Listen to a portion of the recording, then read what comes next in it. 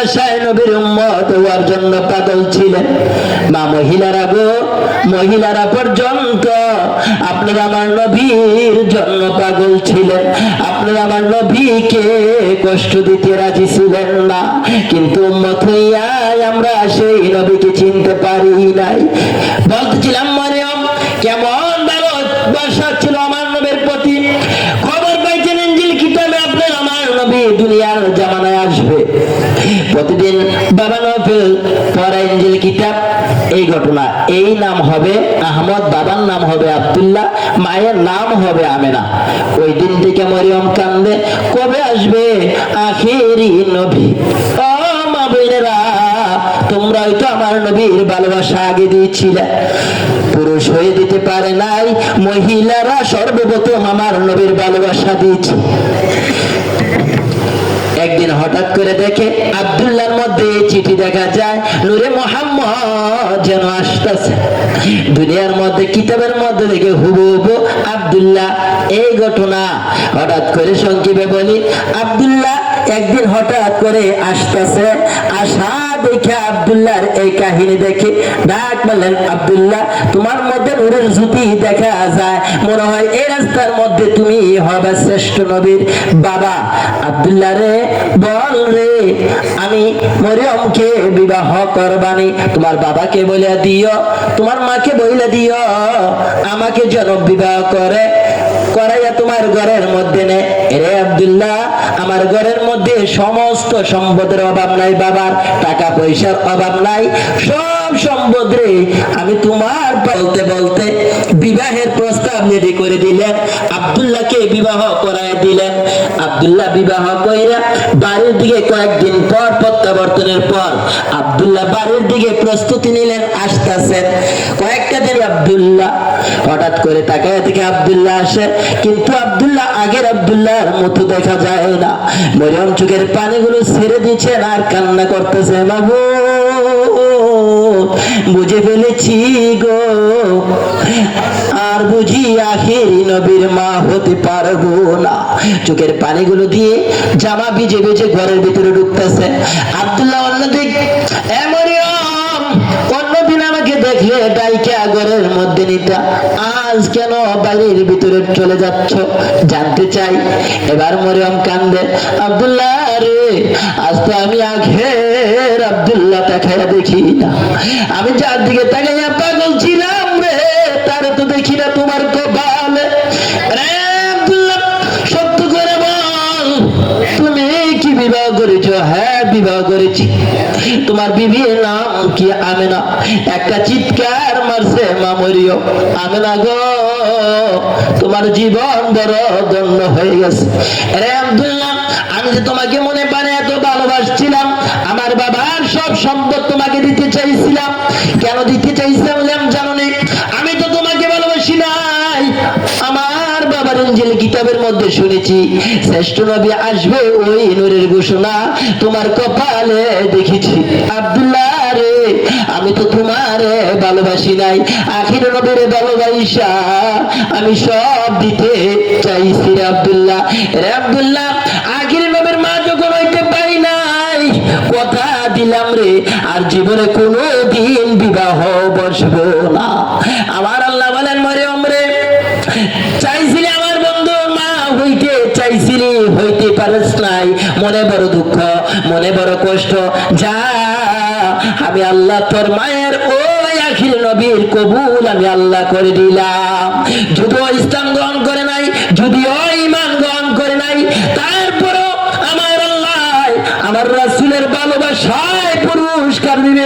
হাসরের মাঠে আমার আল্লাহ ডাক মারবে, ও ফেরেশতারা কই রে, কো মরিয়ম কই?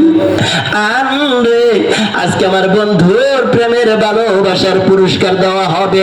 সকল মরিয়ম হাজির হয়ে যাবে। মরিয়ম কই? আসুন, আপনাকে বেহেশতের টিকিট দেওয়া হবে, পুরস্কার দেওয়া হবে। ফেরেশতারা ডাক মারলে শত শত মরিয়ম হাজির হয়ে যাইবে। এবার ডাক মারবে না, আল্লাহ শত শত মরিয়ম তো হাজির। কোন মরিয়মের কথা আপনি বলছেন? আর ঈসা নবীর মা মরিয়ম কই? ঈসা নবীর মা মরিয়মকে ডাক মার। ঈসা নবীর মা মরিয়মকে আমি। আসুন, আপনাকে জান্নাতের পুরস্কারের ঘোষণা দেওয়া হবে।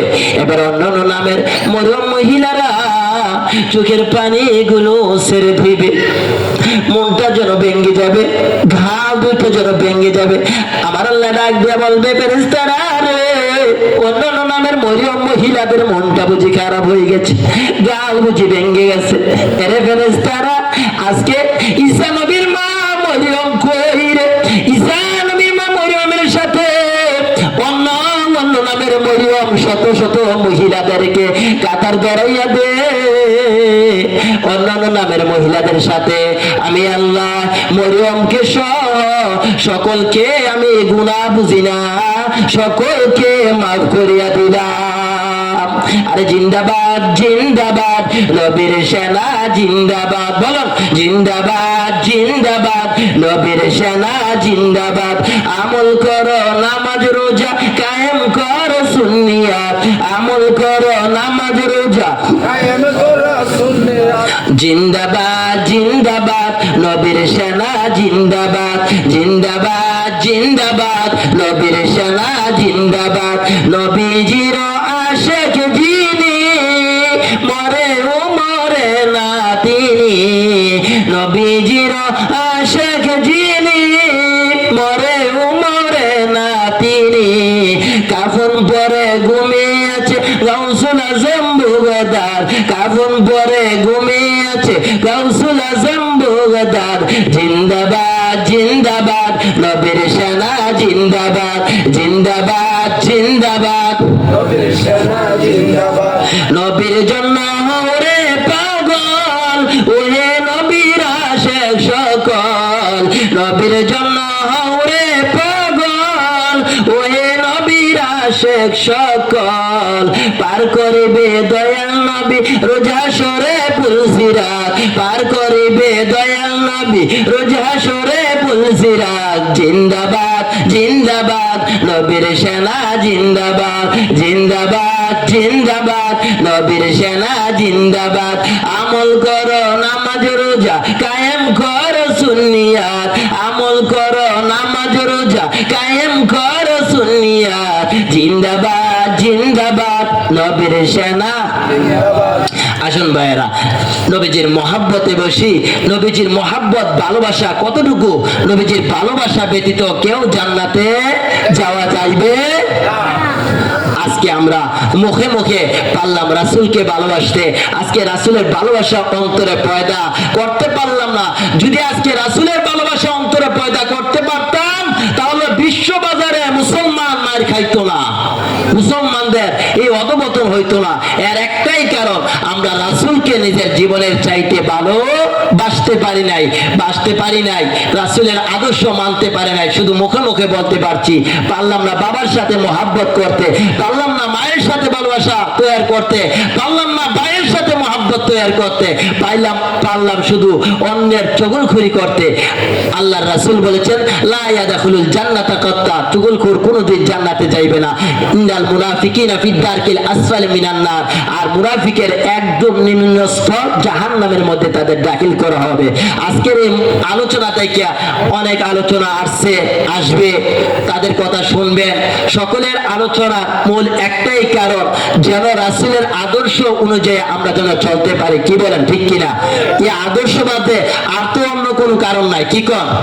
আমি যাইব, আরেকজন হুজুর আসবে, আরেকজন আসবে, এটাই তো হলো আদর্শ। কি কন? আল্লাহ রাব্বুল আলামিন প্রত্যেকটা মুসলমানকে পরিপূর্ণভাবে ইসলামে দাখিল হওয়ার তৌফিক